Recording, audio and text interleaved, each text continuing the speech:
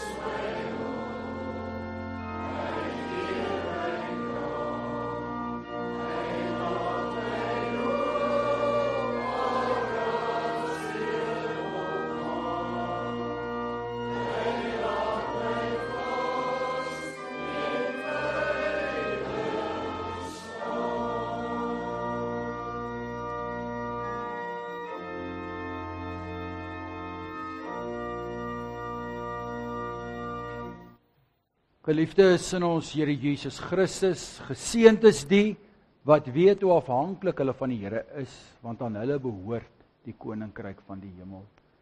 Geliefdes, genade, barmhartigheid en vrede word aan u geskenk deur ons drie-enige God, God die Vader, God die Seun en God die Heilige Gees. Amen.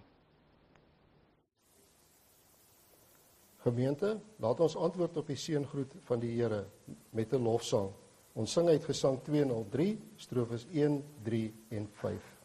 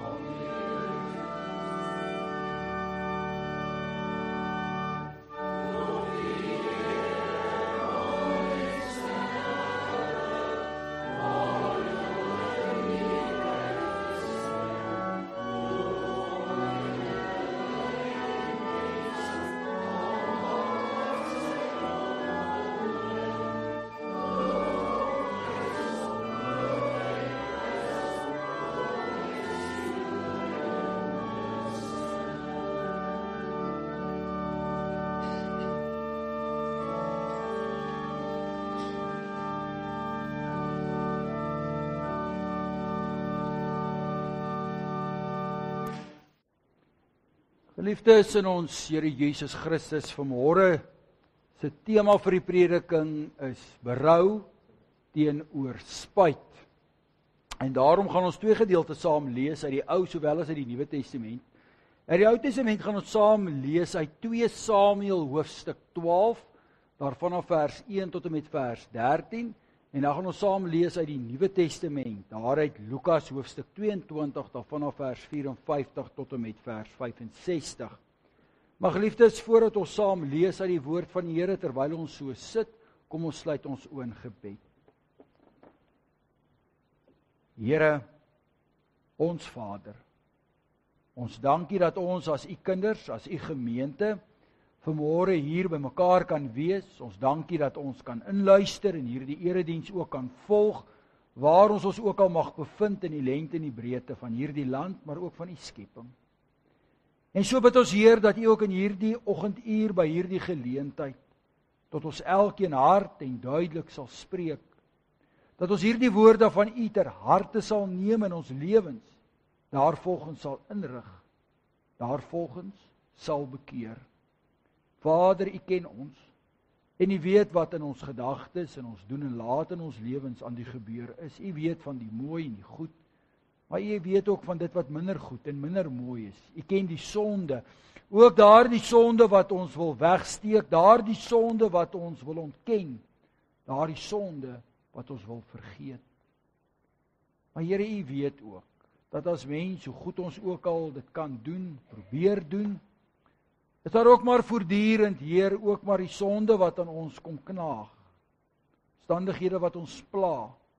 Daarom ook so, Heer, dat ons vanmôre ook met u woord gaan besig raak. Om ook hierdie worstelinge wat ons as u kinders soms het, om dit ook aan te spreek. Vader, so bid ons vir elke broer en suster wat siek is, wat ellende en probleme ervaar. Ons bid vir hulle, Heer, wat nie hier kan wees nie weens bepaalde omstandighede.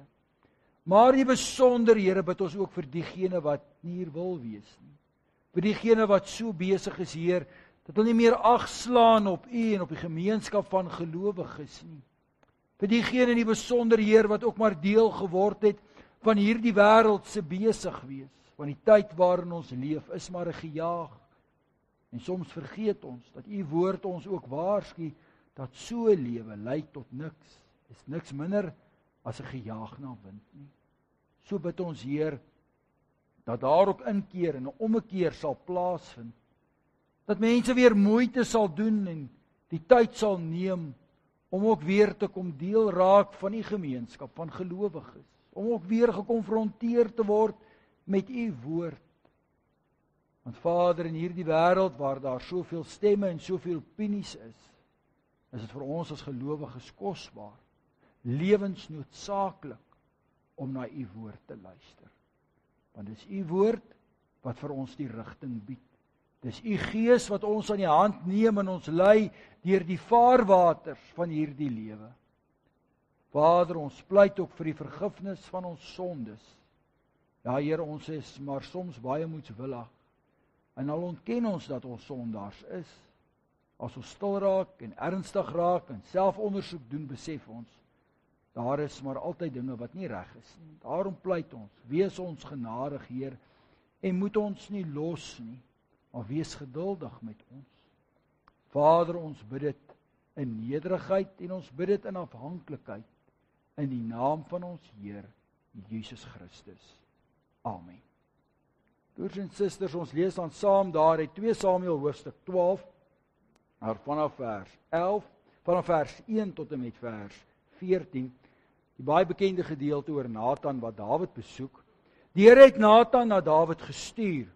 Toe hy by hom kom, het hy vir hom gesê, daar was 2 mans in 'n sekere dorp, die een was ryk en die ander was arm. Die ryk man het besonder baie klein vee en beeste gehad en die arme man het niks behalwe 1 klein ooilam gehad nie, wat hy gekoop het. Hy het haar aan die lewe gehou en sy het by hom groot geword, saam met sy kinders. Sy het selfs van sy stukkie brood geëet, uit sy beker gedrink en op sy skoot geslaap. Sy was vir hom soos 'n dogter. Toe daar 'n besoeker by die ryk man opdaag, was hy te jammer om van sy kleinvee of beeste te neem, om vir die reisiger wat by hom opgedaag het, iets voor te berei. Hy neem toe die ooilam van die arme man en berei 'n ete voor vir die man wat by hom aangekom het. Dawid het baie kwaad geword vir daardie man. Hy het vir Nathan gesê, so waar as die Here leef, die man wat dit gedoen het, verdien die dood. Die ooilam moet hy 4voudig vergoed, omdat hy daardie daad gedoen het, en nie die arme man jammer gekry het nie. Toe sê Nathan vir Dawid, jy is die man. So sê die Here, die God van Israel. Ek is die een wat jou as koning gesalf het oor Israel. Ek is die een wat jou gered het uit die hand van Saul. Ek het vir jou die huis van jou Heer gegee en die vroue van jou Heer in jou arms. Ek het vir jou die huis van Israel en Juda gegee. As dit te min was, sou ek vir jou soveel meer kon byvoeg. Waarom het jy die woord van die Here geminag deur kwaad te doen in my oë? Uria die Hitit het jy met die swaard neergevel. Sy vrou het jy vir jou as vrou geneem en hom het jy deur die swaard van die Ammoniete vermoor. Daarom sal die swaard nooit van jou huis wyk nie, omdat jy my geminag het en die vrou van Uria die Hitit geneem het om jou vrou te word. So sê die Here, kyk, ek gaan onheil teen jou verwek uit jou eie huis. Ek sal jou vroue voor jou oë neem en aan jou naaste gee. Hy sal openlik by jou vroue slaap. Omdat jy dit in die geheim gedoen het, sal ek hierdie gebeure voor die hele Israel laat plaasvind en voor die volle son. Ek het gesondig teen die Here, het Dawid vir Nathan gesê, waarop Nathan toe vir Dawid sê, die Here self het jou sonde op sy geskuif. Jy sal nie sterf nie. Maar omdat jy deur hierdie gebeure heeltemal oneerbiedig opgetree het teenoor die Here, sal die kind wat vir jou gebore is, sonder twyfel sterf. Tot sover ons skriflesing uit die Ou Testament. En dan lees ons saam daaruit Lukas hoofstuk 22, daarvan af vers 54, die baie bekende gedeelte, die verloning deur Petrus. Nadat hulle Jesus gevange geneem het, het hulle hom weggelei en die hoëpriester se amptswoning binne gelei. Petrus het op 'n afstand gevolg. Hulle het 'n vuur in die middel van die voorhof aangesteek en daar bymekaar gaan sit met Petrus tussen hulle.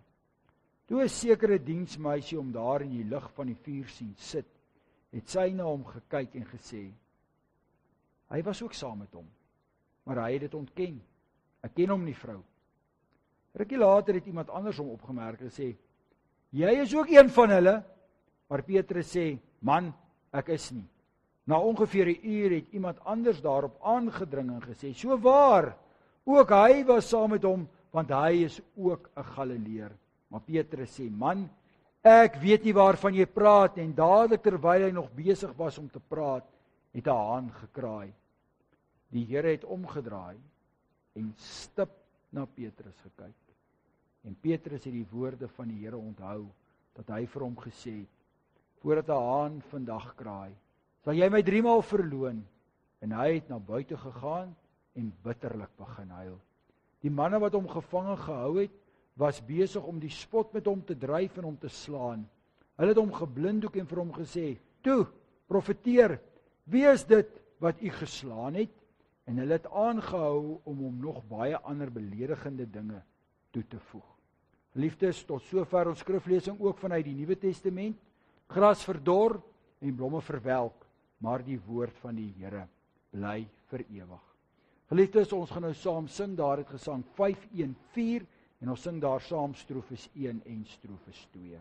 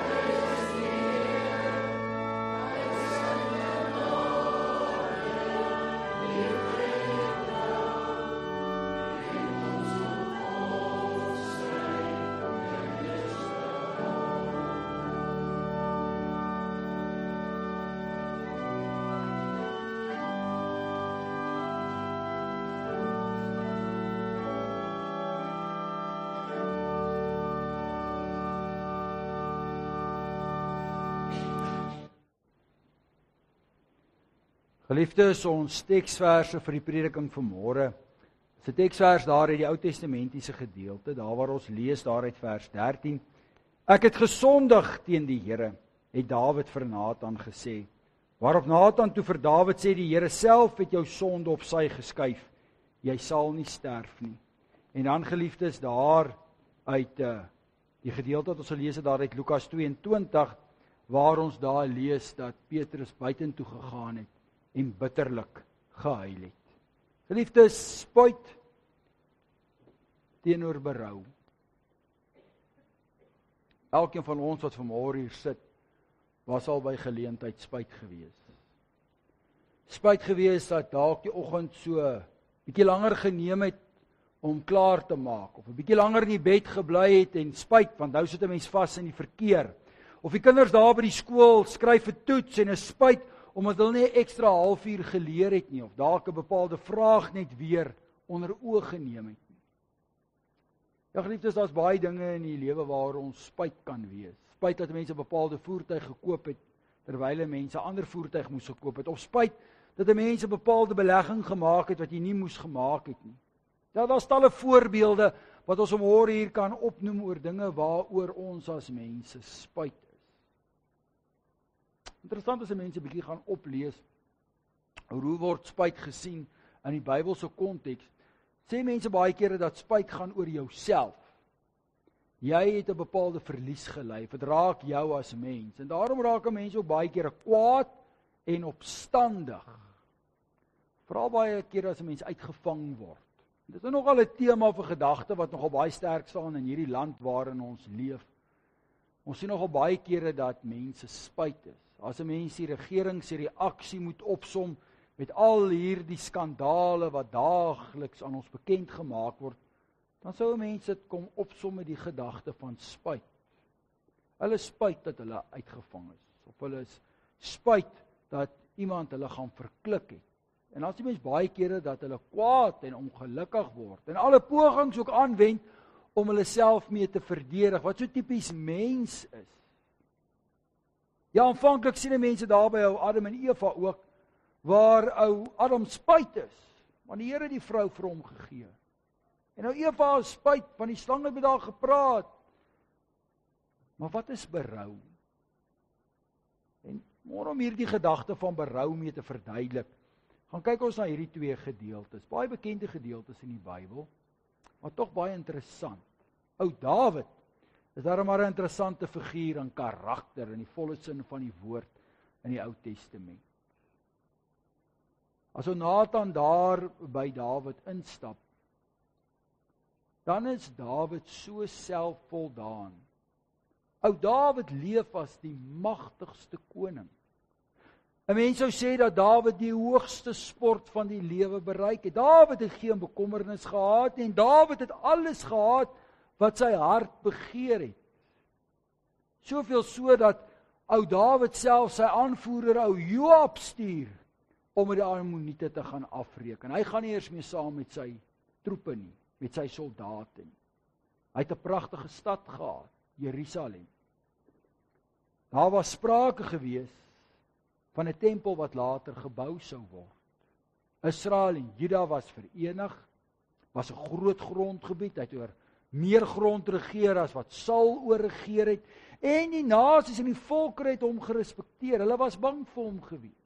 So militêr en ekonomies, hier het met hom goed gegaan. Hy was in die oë van die volk 'n goeie leier. En ons weet ook dat hierdie Dawid figuur die verbeelding van mense oor eeue heen sou aangryp, selfs tot en met vandag toe.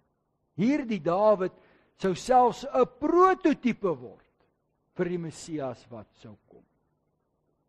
En ons kan verseker wees dat mense natuurlik ook maar ou Dawid se lof besing het. So Dawid het baie goed gevoel oor homself, en dan daag sy vriend daarop, ou Nathan. En Dawid aanvaar dat ou Nathan eintlik kom om hom so 'n bietjie te vermaak. Hy kom vertel vir hom 'n storie of 'n gelykenis soos ons dit sou ken vanuit die Nuwe Testament. Maar dit is 'n baie hartseer verhaal wat Nathan vertel. Nou in die Oosterse wêreld, in daardie tyd, die Midde-Oosterse wêreld soos ons vandag ken, het verhale maar hoofsaaklik gesinspeel op werklike gebeurtenisse. Sou dit anders kon verwoord dat hierdie gelykenisse of gebeurtenisse baie kere maar se wortels het gelê by 'n gebeure wat werklik plaasgevind het. Daarom dat Dawid ook hierdie afleiding maak dat dit wat Nathan vertel is nie maar net blote storie nie. Dit moes iewers te gebeur het. Hier is waarheid in dit wat hier vertel word. Nou so 'n bietjie agtergrond oor hierdie verhaal en besonder van dit wat gebeur het, want inderdaad Dawid het dit net verkeerd verstaan. Dit het natuurlik gesinspeel op 'n gebeure wat plaasgevind het. En dit gaan oor die gebeurtenis met Batseba. En dis ook juis ou Dawid wat so in sy gemak is en vir Joab wegstuur, wat hy daar op die paleis se dak is en dan hierdie pragtige jong vrou Batseba raak sien. En die res is geskiedenis en ook hoe hy ook te werk gaan op 'n baie slinkse, slim manier om Uria haar man uit die weg te ruim. Eers laat hy hom dronk maak en hoop dat hy so sy skande kon verberg met die kind wat verwek is. Maar dan is Uria 'n baie loyale ondersteuner en bly by ou Dawid. En dan stuur Dawid hom in die voorste linies en hy word doodgemaak. En dit was nou al bykans 2 jaar gewees. En niemand het 'n woord daaroor gesê. Natuurlik was daar mense wat agterdog gehad het. Natuurlik was daar mense wat geweet het wat gebeur het, maar hulle praat nie. En Dawid glo hy het beheer op die situasie, net soos die regering van die dag, hulle het weggekom. En almal wat moontlik iets sou kon sê, het natuurlik van ontslaag geraak. Mense was bang vir Dawid, hy het mag gehad. Niemand sou in elk geval ook met Dawid eers daaroor kon praat het nie, want om in daardie tyd met 'n koninklike vors te kon gaan praat, was feitelik onmoontlik geweest. En Dawid het nou inderdaad ook die tekens en die karaktertrekke gehad van 'n despoot, 'n alleenheerser, iemand wat gemaak en breek het soos hy wou. Absolute mag, absolute beheer. En dan na 2 jaar stap Nathan daaraan. En Dawid het nie eers daaraan gedink nie. Sy reaksie op hierdie vertelling van Nathan bevestig dit ook. Hy dink nie eers meer na oor sy sonde en skande nie. Hy het so gewoond geraak om hierdie kas by wyse van spreuke toe te hou, dig te hou, slot en grendel. Maar dan, geliefdes, gebeur die merkwaardige. Dat as Nathan hierdie verhaal vertel en ou Dawid wat so meegevoer word, hy leef hom in hierdie verhaal in, sy simpatie, sy empatie is by hierdie arme man, dat hy uitroep, hierdie man moet gedood word, hierdie man moet sterf, 4voudig moet hy betaal. Dis asof hy 'n koninklike dekreet uitvaardig, uitspreek. Nathan, sê vir my wie's hierdie man? Waar het dit gebeur? Ek wil nou weet, want ek weet hierdie is nie net 'n storie nie. En dan die verrassende. Dis een van daardie sleutelgebeure in die Bybel in die Ou Testament. So 'n bietjie galg humor. Kyk Nathan vrou Dawid so. Sê jy is die man. Kyk Nathan het daarom vrou Dawid uitoorlê.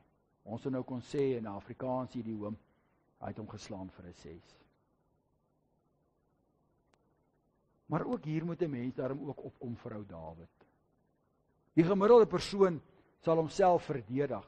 Die gemiddelde persoon sal sê, verwyder van Nathan, jy praat nie met 'n koning so nie. Wie is jy om my so te beskuldig? Wie is jy om dit te insinieer? Wat weet jy van my?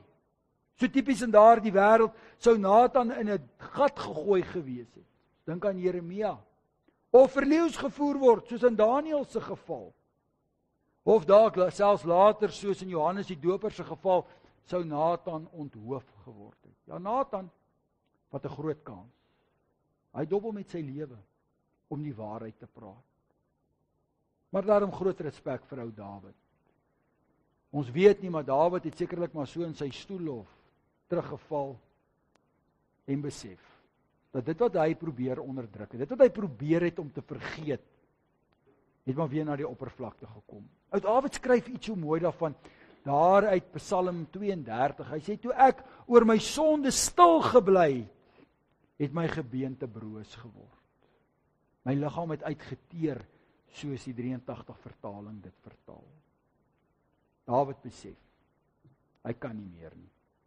Hy besef dat die Here weet, en hy besef dat dis nie net Nathan wat hier kom staan en moedswillig is, Nathan wat kom en omkoopgeld soek nie. Nathan kom as 'n stem van die Here. En Dawid word gekonfronteer met God se woord. Die 10 gebooie, die 7de gebod, die 6de gebod, jy mag nie oorspel pleeg nie, jy mag nie moord pleeg nie. Maar meer as dit, broer en suster. Dawid besef, hy het nie net hierdie 2 gebooie verontagsaam nie. Hy besef ook dat hy teen God gesondig. Daarom dat Nathan ook vir hom sê by monde van die Here wat vir hom sê, maar ek het vir jou die koningskap gegee, ek het jou beskerm teen Saul, ek het Saul se regering vir jou gee, die stad Jerusalem, Juda, Israel, ek het vir jou vrouens gegee, vir jou soveel mag en aansien gegee, en as jy het gevoel het, dis te min, sou ek vir jou nog meer gegee het. Dawid besef, hy is in 'n hoek. In plaas daarvan dat Dawid homself probeer regverdig, hy kon maar gemaak het soos wat ou Adam gedoen het. Adam wat gesê het, maar dit was Eva wat my verlei het, en Eva wat gesê het, maar dit was die slang wat my verlei het, kon hy gesê het, maar dis nie my skuld nie. Dit was Batseba se skuld. Ek is ook maar net 'n man. Nee. Dawid doen dit en daarom die groot respek ook vir Dawid. Dat toe Dawid gekonfronteer word met sy sonde, toe erken hy, ek het gesondig teen die Here. Dis 'n skuldbelydenis. Dis 'n diep belydenis. Dis 'n moeilike belydenis, broers en susters, om tot daardie besef te kom dat ek het teen die Here gesondig. Dit gaan weier as net die oortreding van die 5de of van die 6de en die 7de gebod. Ek het teen God in opstand gekom. Maar broer en suster, voordat ons weer terugkeer na die gedeelte, kom ons 'n bietjie by die Nuwe Testamentiese gedeelte. Ou Petrus was 'n man met baie woorde, baie impulsiewe man gewees, baie lojaal gewees, die Here getrou gevolg het, baie beloftes gemaak het, ook indrukwekkende belydenis gemaak het, maar u is die seun van God, u is die gesalfde, u is die gestuurde. Ook dieselfde Petrus wat gesê het, Here, ek sal u nooit in die steek laat nie, ek sal u nie verloon nie. Moenie eens dit sê nie, hoe kan u so iets sê of dink? Dis dieselfde Petrus wat na sy swaard gegryp het en probeer het om Jesus te verdedig. Ja, dis daardie Petrus wat daar in die binnehof was van Kajafas se binneplaas. Waarom hy daar was, word daar baie gespekuleer. Party is van mening dat ou Petrus tot die einde toe getrou was en die Here Jesus wou bevry. Die gebeure daar in die binneplaas bevestig eintlik die teendeel. Hy was dalk maar net nuuskierig. Dalk wou hy maar net kyk wat gebeur. Dalk aan die ander kant weer, ook 'n sterk moontlikheid is, het hy dalk in sy binneste gehoop dat die Here Jesus iets sou doen en dat hy dan sou kon opstaan en kon deelneem en sodoende sy posisie kon verseker as 'n loyale ondersteuner. Want dan broers en susters, anders as Dawid, as Petrus gekonfronteer word met sy identiteit, dan ontken hy dit eers. As ons gaan kyk na die ander evangelies en die Griekse tekste, dan lees ons hy dit met 'n eed afgewys. Ek sweer, ek ken die man nie. En later lees ons selfs met 'n vloek, hy het gevloek en geskree, man, ek weet nie waarvan julle praat nie. Ou Petrus raak in 'n sekere sin hysteries om sy onskuld te bewys. Maar tog, geliefdes, ten spyte van ou Petrus se swakheid, as daar die haan kraai of 'n trompet wat blaas, wat dit nou ook al mag gewees het, dan word hy tot stilstand geruk. Dit is soos daardie woorde van Nathan, maar u is die man. Dis asof Petrus in sy spore vries. Hy tot verhaal kom. En nog meer as dit, op daardie moment ontmoet hy en die Here Jesus mekaar. Die Here Jesus kyk hom stip in die oë.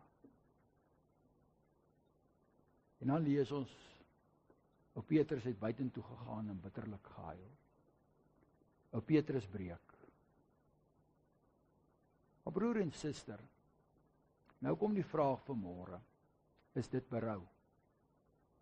Het Dawid op daardie oomblik berou getoon? Het Petrus, toe hy gehuil het, berou getoon? Want weet jy wat is interessante? In Matteus 27 vers 3 lees ons dat Judas, nadat hulle hierdie onskuldige man skuldig bevind het, veroordeel het, lees ons dat Judas het berou getoon. Die 83 vertaling vertaal dit met spyt, dat Judas was spyt gewees. Maar die 33 en die 20 vertaling vertaal dit met berou. Nou, hoe moet ons berou verstaan? Want Judas sy uitkoms was anders. Daarom moet ons weer terugkeer na die twee gebeure. 'n Mens moet die gebeurtenis rondom Dawid verder gaan lees. Net daarna kry Dawid die berig dat hierdie seun wat verwek is by Batseba baie siek is. En ons lees vir 7 dae lank het hy langs daardie bek het hy op sy knieë deurgebring. Hy het gebid. Hy het geworstel. Hy worstel met homself, hy worstel met sy verlede, hy worstel met sy menswees. Maar hy worstel ook met God. En dit is 'n baie moeisame proses. Was nie maklik nie. Hy eet nie, hy drink nie, hy praat nie. Hy gaan deur 'n periode van groot beproewings. Dit waardeur Dawid gaan is berou. Dis 'n worsteling. Dit is om tot die besef te kom, want as die kind sterf vreemd, dan lees ons dat Dawid staan op en hy was en hy salf homself en hy trek 'n feeskleed aan. En dan maak hy die opmerking dat hierdie kind kan nie weer na my toe kom nie, maar ek kan na hom toe kom. Want hy besef, daardie woorde van Nathan kry vir hom diepte dat die Here het hom vergewe. Hy kan nog leef, hy kan die Here nog dien, hy kan nog koning wees. Maar hy besef ook dat sy dade, sy sonde, het implikasies. En dat hy as Dawid bereid moet wees om die implikasies daarvan te dra en te verdiskonteer. En ons weet dat die res van Dawid se lewe nie maklik was nie. Ons weet in die gedeelte wat ons vanmôre gelees het, word daar verwys na Absalom en die tragiese gebeure rondom dit. Maar Dawid kom tot inkeer. Daar's 'n ommekeer in Dawid se lewe. Dawid word weer daardie nederige man, daardie nederige jong man wat die pragtige Psalm 23 kon dig. Psalm 51 wat ook erken wat Dawid sê, maar ek alleen het teen U gesondig. Dit, broers en susters, is berou. Dis om met jouself en met jou Skepper besig te raak. Dis nie maklik nie. Ons sien dit by Petrus ook. Petrus het dit nie maklik gehad nie. Ons lees as die berigte deurkom dat die Here Jesus opgestaan is, hy die een wat eerste na die oop graf toe hardloop. En daar in Johannes weet ons waar Petrus weer in ere herstel word. Het jy my lief? En ons lees ook daar dat Petrus ook ewig ontsteld was en gehuil het en sê, Here, U weet dat ek U lief het. En dan sê die Here vir hom, maar as jy my gaan dien, as jy my gaan volg, moet jy weet, jou lewe gaan nie maklik wees nie. En dit was ook so. 'n Pad van berou, 'n pad van besig wees met God en met jouself. Daardie besef dat as sondaar en in beide hierdie gevalle begenadigde sondaars is ook maar 'n pad van opoffering en moeite, maar dis 'n weg van genade. Want die Here het Dawid nie gelos nie, die Here het Petrus nie gelos nie. Nou kom ons weer by ou Judas. Judas het ook berou gehad. Ons lees hy gee die geld terug. Hulle wil nie die geld vat en dan gooi dit daar op die tempel om niks mee te doen nie. Maar arme Judas speel regter oor sy eie lewe. Die berou wat hy stap is 'n pad van selfvernietiging. En die tragiese uiteinde van hom, soos ons ook lees daaruit Handelinge 1. Ja, Judas was nie net spyt nie. Want as Judas spyt was, sou hy dalk soos 'n Kain opgetree het, kwaad geword het, gevlug het, homself probeer verontskuldig het. Nee, hy speel regter oor sy eie lewe. En hy spreek 'n genadeloose uitspraak. Tog was sy Skepper daar. Ja, die Here Jesus het hom gewaarsku. Die Here Jesus het aan hom nagmaal bedien. Die Here Jesus het hom sê, vriend, waarvoor is jy hier? En ten spyte van dit alles, gaan die genadige God by Judas verby. Ja, broers en susters, die punt is dit. Daar is 'n regte manier van berou, maar daar is ook 'n vernietigende en 'n verkeerde manier van berou. Ou Dawid en Petrus leer ons dat berou is 'n pad wat mens stap. Maar dit is 'n pad wat mens bring op 'n punt van bekering en omkeer. Maar dit is inderdaad ook 'n pad van verligting, van vergifnis. Soos ou Dawid so mooi kon sê, 'n groot belydenis. Ek sal eendag by hom wees, menende by daardie ou seentjie wat gesterf het. En as ook op sy sterfbed vir Salomo sê, my kind, bly by die woord van die Here. Dawid het iets verstaan, vasgehou in die beloftes van die Here, dat uit sy nageslag sou daar weer 'n seun kom, wat sy sonde sou dra, Jesus Christus. Petrus het dit ook so verstaan.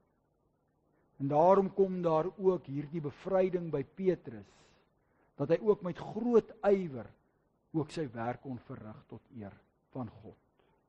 En Petrus word inderdaad in ere herstel, en Dawid ook, want die Here sê aan die einde, ja, Dawid was 'n man na my hart. En die Here Jesus sê vir Petrus, op grond van jou belydenis, sal ek my kerk bou. Petrus word 'n groot rolspeler in die vroeë kerk. Broers en susters, daar's talle voorbeelde in die Bybel van mense wat spyt is. Spyt gaan oor jouself. Spyt is baie kere ook maar 'n gedagte wat kom en gaan. En spyt laat jou nie van jou weë verander nie. Ons is elke dag spyt oor baie dinge, maar jy gaan aan. Jy hou nou maar die motor wat jy gekoop het, of jy aanvaar nou maar die punte wat jy gekry het, en die volgende keer doen jy maar presies dieselfde, jy herhaal. Dis wat spyt se uiteinde is. Maar berou, broers en susters, is 'n geloofsoefening, 'n geloofskartarsis. Dis nie maklik nie, maar dis lewensbevrydend en lewensgenesend. En weet jy, broer en suster, dit is so aktueel in die tyd waarin ons leef. Mense toon nie meer vandag se dae sommer berou nie. Berou is 'n baie persoonlike en intense gebeure. Berou is ook om jou in die skoene van iemand anders te plaas. Ons lewe in 'n tyd waar selfgeregtigheid nogal hoogtyd vier. En ons sien dit in ons land en ons sien dit in die wêreld, waar mense net nie bereid is om berou te toon. Mense gaan maar net aan. En tog interessant, broers en susters, as 'n mens die Nuwe Testament gaan lees, 'n mens gaan lees die Here Jesus se kontak met mense, dan sien 'n mens daar waar die Here Jesus gesê het, jou geloof het jou gered. Daar waar die Here Jesus naby aan mense geleef het, sien ons dat dit altyd gepaard gegaan saam met berou. Een van die mooi gebeurtenisse is daar aan die kruis, waar die moordenaar aan die kruis hang en berou toon. Waar hy sê, wat ons verdien, kom ons toe. Maar Here, dink aan my. En maar die Here aan hom die belofte maak, vandag nog sal hy saam met my in die paradys wees. Daar is so 'n Engelse spreekwoord wat sê, en ek vertaal dit maar so vry in Afrikaans, om foute te maak is menslik, maar om te vergewe is goddelik. So dit anders kan inklee. Om foute te maak is menslik, dis deel van ons sondige bestaan. Selfs die magtige groot Dawid het voete gehad van klei, en selfs ou Petrus, wat homself baie belangrik geag het, het voete van klei gehad. Ja, dis menslik. Maar om te sê ek is jammer, om werklik berou te toon, dis Gods genade. Dis Gods kinders. Dis Gods kerk.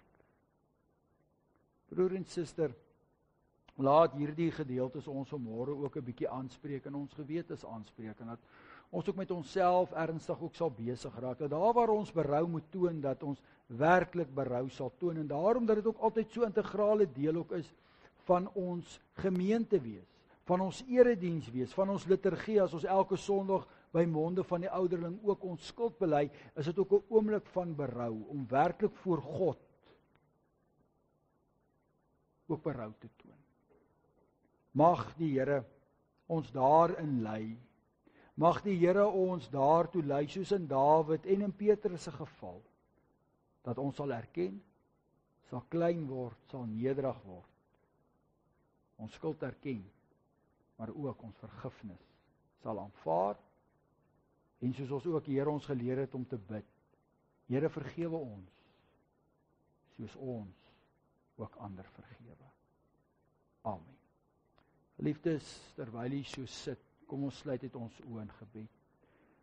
Ons hemelse Vader, Heer, ons gaan nou by monde van die ouderling ook weer na u wet luister en ons skuld bely. Vader, om berou te toon is nie altyd maklik nie. Ons sien dit soms as vernederend, want so leer die wêreld ons. So leer die leiers ons van die dag. Maar tog, Heer, vanmôre het 'n groot wêreldleier in u woord en ook 'n groot kerkleier in u woord ons geleer om te berou is juis genesend. Om te berou is wat u van ons vra, maar meer as dit. Saam met ons berou kom u genade, u vergifnis, daardie lewensmoontlikheid, daardie herskepping wat plaasvind.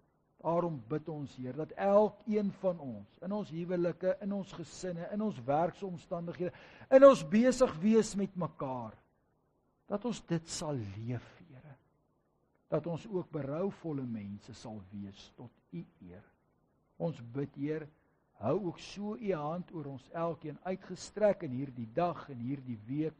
Ons dink aan die besonder in ons matrikulante wat besig is met eksamens, eindeksamen, ook die leerders wat besig is om voor te berei vir die eksamen vir die einde van die jaar. Ag Vader, lei ook vir elkeen van hulle, dat hulle ook met groot verantwoordelikheid en erns ook hulle kant sal bring, maar ook sal dankbaar wees vir die voorreg en die geleentheid om te kan studeer. Dis nie 'n straf nie, dis 'n voorreg. Vader, ons bid, hou u hand oor ons uitgestrek en ons bid dit in die naam van ons Heer, Jesus Christus.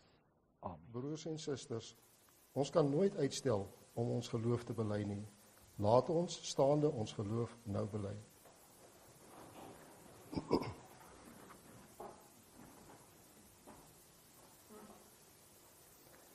Ek glo in God die Vader, die Almagtige, die Skepper van die hemel en die aarde, en in Jesus Christus, sy eniggebore Seun, ons Here, wat ontvang is van die Heilige Gees, gebore is uit die maagd Maria, wat gelei het onder Pontius Pilatus, gekruisig is, gesterf het en begrawe is, en ter helle neergedaal het, wat op die 3de dag weer opgestaan het uit die dode, wat opgevaar het na die hemel en sit aan die regterhand van God, die Almagtige Vader, van waar hy sal kom om te oordeel, die wat nog lewe en die wat reeds gesterf het.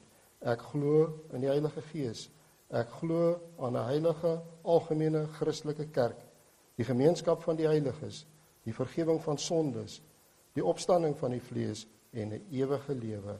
Amen. Ons het sonder uitstel ons geloof bely. Laat ons ook sonder uitstel ons geloof leef in dankbaarheid teenoor God. Kom ons luister aandagtig uit Deuteronomium 5 hoe ons dit moet doen. Die Here het gesê: Ek is die Here jou God wat jou uit Egipte, uit die plek van slawerny bevry het. Jy mag naas my geen ander gode hê nie. Jy mag nie vir jou 'n beeld of enige afbeelding maak van wat in die hemel daarbo, of op die aarde hieronder, of in die water onder die aarde is nie. Jy mag hulle nie vereer of dien nie, want ek, die Here jou God, eis onverdeelde trou aan my. Ek reken kinders die sondes van hulle vaders toe, selfs tot in die 3de en 4de geslag van die wat my haat, maar ek betoon my liefde tot aan die 1000ste geslag van die wat my liefhet en my gebooie gehoorsaam. Jy mag die naam van die Here jou God nie misbruik nie, want die Here sal die een wat sy naam misbruik nie ongestraf laat bly nie. Jy moet die Sabbatdag so deurbring dat jy dit heilig hou, soos die Here jou God jou beveel het. 6 dae moet jy werk en alles doen wat jy moet, maar die 7de dag is die Sabbat van die Here jou God. Dan mag jy geen werk doen nie, nie jy of jou seun of jou dogter of die man of vrou wat vir jou werk, of jou bees of jou donkie of enige dier van jou, of die vreemdeling by jou nie, sodat jou werksmense kan rus soos jy. Jy moet daaraan dink dat jy in Egipte 'n slaaf was, en dat die Here jou God jou deur sy groot krag en met magtige dade daaruit bevry het. Daarom het die Here jou God jou beveel om die Sabbatdag te onderhou. Eer jou vader en jou moeder, soos die Here jou God jou beveel het, dan sal jy 'n lang lewe hê, en sal dit goed gaan met jou in die land wat die Here jou God vir jou gee. Jy mag nie moord pleeg nie, jy mag nie egbreek pleeg nie, jy mag nie steel nie, jy mag nie vals teen 'n ander getuig nie, jy mag nie iemand anders se vrou begeer nie, jy mag nie sy huis begeer nie, ook nie sy grond, sy slaaf of slavin, sy bees of donkie, of enigiets anders wat aan hom behoort nie. Kom ons wy onsself nou in gebed aan God deur te sing uit Gesang 281, strofes 1, 2 en 3, waar ons bly staan vir die uitspreek van die seën. Na die seën sal ons uit Gesang 286.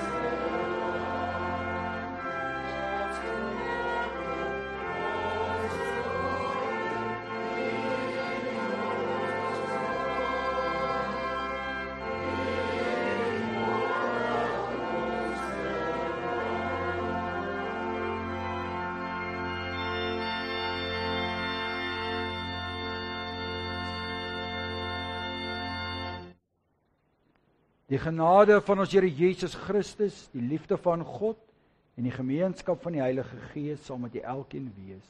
Amen.